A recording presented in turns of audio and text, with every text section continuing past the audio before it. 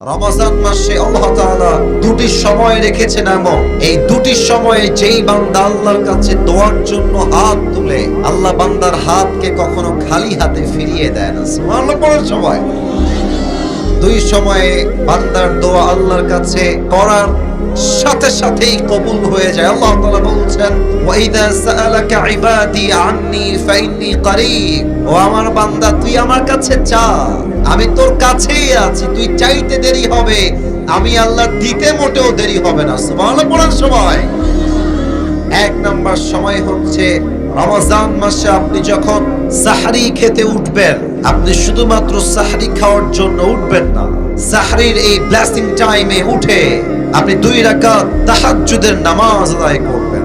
নামাজ যখন শেষ হয়ে যাবে ইস্তিগফার পাঠ করবেন, এরপরে দুরূদ শরীফ পাঠ করবেন। এবার দুটি হাত আল্লাহর কাছে তুলবেন, আল্লাহর কাছে যা যা চাই, যা যা আপনার দরকার, যত অভাব আছে, যত কষ্ট আছে, যত অনটন আছে আপনার লাইফে, আপনি আল্লাহকে বলেন, আল্লাহ আমার এইটা চাই, আমার ওইটা চাই, ওইটা দরকার, এইটা লাগবে।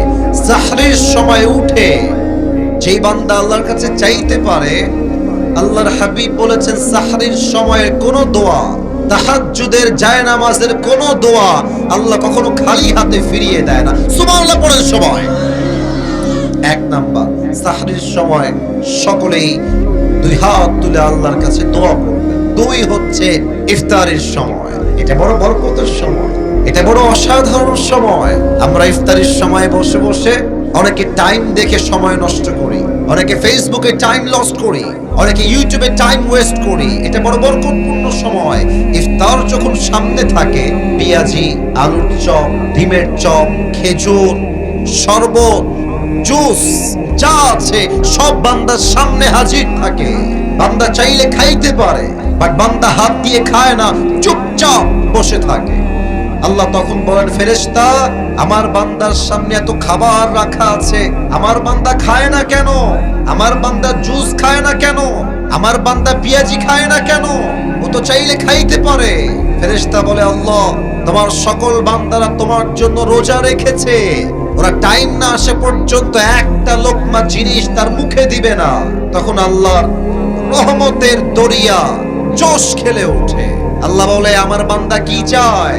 শোনো ফেরেশতা, আমার বান্দা এখন যা চাইবে আমি আল্লাহ তার প্রত্যেকটা চাওয়াই কবুল করে নেব। এত আস্তে সুবহানাল্লাহ পড়লে তো হবে না, বলেন সবাই জোরে সোরে সুবহানাল্লাহ। ইফতারের সময় বান্দার মনটা অনেক নরম থাকে, বান্দা ক্ষুধার্ত থাকে, বান্দা পিপাসিত থাকে, বান্দা আল্লাহকে ভয় করে চুপচাপ বসে থাকে।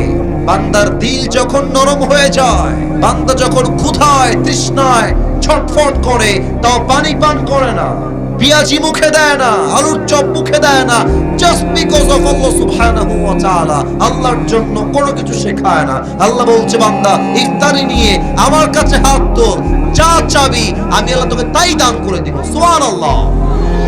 অতএব রমজান মাস সামনে আসছে, আমরা এই দুটি সময়ে যেন দোয়া মিস না করি। সবাই বলেন আওয়াজ করে ইনশাআল্লাহ। আল্লাহ আমাদের সকলের দোয়াকে তুমি কবুল করে নিও। পড়েন সবাই আমিন।